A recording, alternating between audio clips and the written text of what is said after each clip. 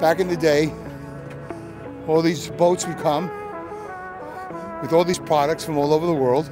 Hopefully the footage you're seeing is the Hudson River, not to be confused with the East River, which is on the east side of Manhattan. And it went from the ships to wagons, and then eventually there was a train down on the street until people got run over by the train, and then they had cowboys on horses that escort the trains, and then somebody said, we can't even have that anymore. Let's just elevate the whole thing. And that's where you get the High Line up until about 1981. I'm not exactly sure. So that platform up there is either the highest in New York or the highest in the United States, but it's just an elevated platform, and I think you can go up it and just take a look. You might not believe this, but all of New York depends on the weather station. You say, what's the weather? I'll say, it's cold. Is it windy? Yeah, it's windy. If you yell out, the guy will open his window and answer you.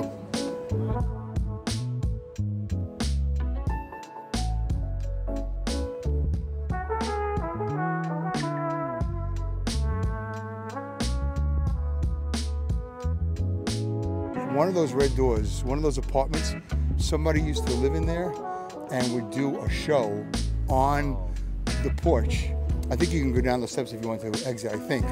If I remember correctly, somebody got famous who was an actor or an actress, and she sort of rigged it up, and I'm pretty sure New York decided to put a kibosh on it because it's just too creative and, you know, too much fun. And so from what I remember, that's true.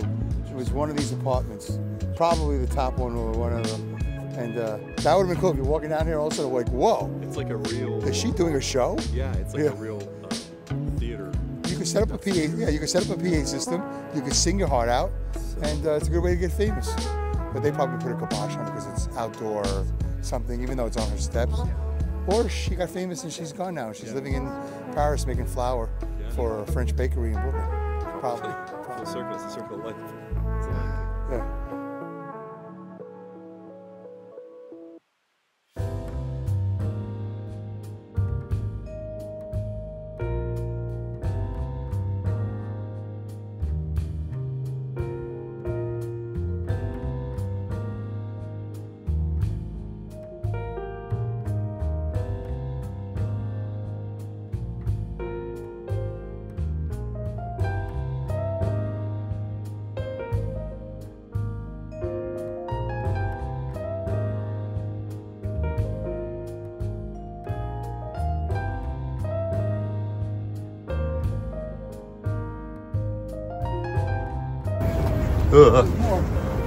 Please don't run up my leg, I'll scream. You're looking at these buildings here. All this glass, all this crazy design, this futuristic, crazy, whatever, huge tall buildings are all sitting on what used to be, I think, the Long Island Railroad. They called it the Hudson Yards. Buildings are called the Hudson Yards. And there it goes, there's a sign that says 34th Street, straight ahead to the Hudson Yards and Penn Station. So I don't know if they're still underneath, but this is all brand new. And I can't believe they did all this. And I can't imagine people are living here or working here. This is like thousands of square feet of what? Residential? Commercial? It's amazing.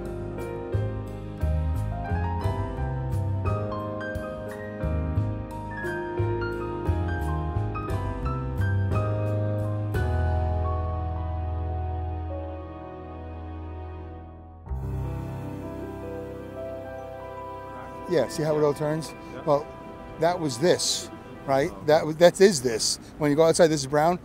When I used to drive a limousine, people lived underneath this. There was people. Right now there were people living underneath this. And what's interesting is, one of the people that used to live down here, because I used to park here, like take a break, because it was quiet. Yeah. There was a guy who lived underneath here, and he had an extension cord, and he had the extension cord go into a light pole. And he got electricity from the light pole. Somehow he figured it out. All right, so that white truck just got a ticket. And the guy in the undercover car, the undercover ticket writing cop. I want to make a joke about him not being Beretta. He's whatever he is. But all these tickets go in a pile, and then at the end of the month they pay a discount. So whatever that ticket is, $100, $80, I think at the end of the month they pay pennies on the dollar. Anyway, there was a guy, it was a kid, well, he's not a kid no more, he's a man, and I guess, I don't want to say, I don't know if he was autistic or whatever the thing was about him, but he was very super hyper focused on mass transit, probably trains especially, and he somehow figured out a way to get uniforms and keys and all this other stuff. And one day he stole, these are Long Island Railroad trains, or Metro North. Maybe Long Island Railroad or whatever, I don't know the difference. But he took New York City trains. He would go into a train yard like this, and he would take a train and go for a ride. And he knew how to do it. And there's a documentary about it, and I don't know the name. So at its peak, this is what it looked like an above the city railroad. There's the Empire State Building. And this guy's delivering product, you know, whatever. And then they stopped it, and then it became this. There's the railroad tracks, but all this growth. And somewhere in here, there's an apple tree and all this other stuff. So in 1980, the last train was on the High Line, carrying 3 carloads of frozen turkeys. And then after that, for 2 decades, it sat. Seeds are carried in by the wind and birds and insects. That's pretty amazing. Pretty amazing. Street level railroad traffic causes so many accidents that the West Side's freight corridor becomes known as Death Avenue. So New York Central Railroad hires men on horseback called the West Side Cowboys to ride in front of this train, waving pedestrians out of the way. That was his job. Get out of the way. You talking to me? Yeah.